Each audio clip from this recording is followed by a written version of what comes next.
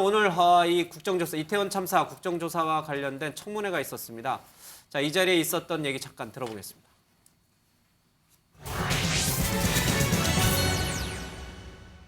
무전기 듣고 바로 지시했다고 그랬어요. 예. 이 무전기 이 내용 들었다면 당연히 무슨 참사가 났다는 걸 본인 인식했는 거 아닙니까? 근데 왜 자꾸 23시 이후 알았다고 얘기하는 거예요? 그 무전만 있는 게 아니고 그러니까 다시 상황실에서 무슨 그런 상황이 있느냐 확인을 했을 때 확인 보고가 하나도 안 들어왔고요. 그래서 일단 그냥 흘러가는 무전 정도로 생각을 했던 거고. 지금 의원님이 지적하시는 10월 29일은 제가 휴가를 간 게 아니고요. 주말이기 때문에 쉬었던 겁니다. 그러니까 휴가를 내지 않았습니다. 현장에 도착한 경찰들이 많지 않았습니다. 제가 도착했을 때는 2명 정도 봤습니다. 다른 기관들의 이런 지원이나 이런 대응들이 적절하게 이루어졌다고 느꼈습니까? 그렇지 않습니다. 너무나 외로웠습니다.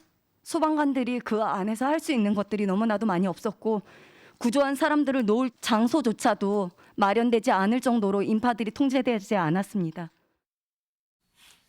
예, 윤희근 경찰청장이 그날 주말이어서 쉬러 갔다가 또 술도 먹고 조금 늦게 일어났다 이런 의혹이 있었는데 뭐 사실이라고 오늘 인정을 했습니다. 근데 저 얘기를 하고자 하는 게 아니고요. 어제 윤석열 대통령이 신년이라고 해서 개각하지 않겠다 이런 얘기를 했어요. 이상민 장관에 대해서 유임을 확정한 거다 이런 분석이 많은데 제가 한 30초씩만 좀 드릴게요. 맞나요? 이상민 장관은 이제 계속 하는 거예요?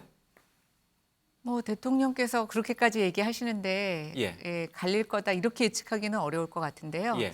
그럼에도 불구하고 여론에서 이상민 장관에 대한 어떤 책임을 물어야 된다라고 하는 여론은 계속될 것 같고 예. 지금 이제 이재명 대표가 그 도의적 책임을 져야 된다고 하는 민주당 내부의 비판을 있는데 지금 버티고 있잖아요. 근데 사실 우리가 같이 버틴다고 하면은 이제 명분이 떨어지기 때문에 저는 계속 여론은 지속될 것 같습니다만 현재 대통령의 의중은 당분간은 개각을 하지 않겠다라는 그런 것으로 해석이 됩니다.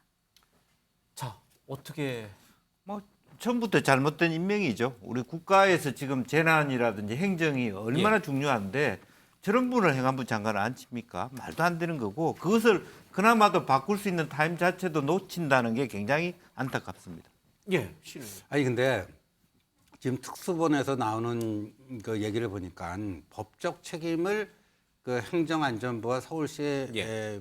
그 법적 책임을 물을 수가 없다.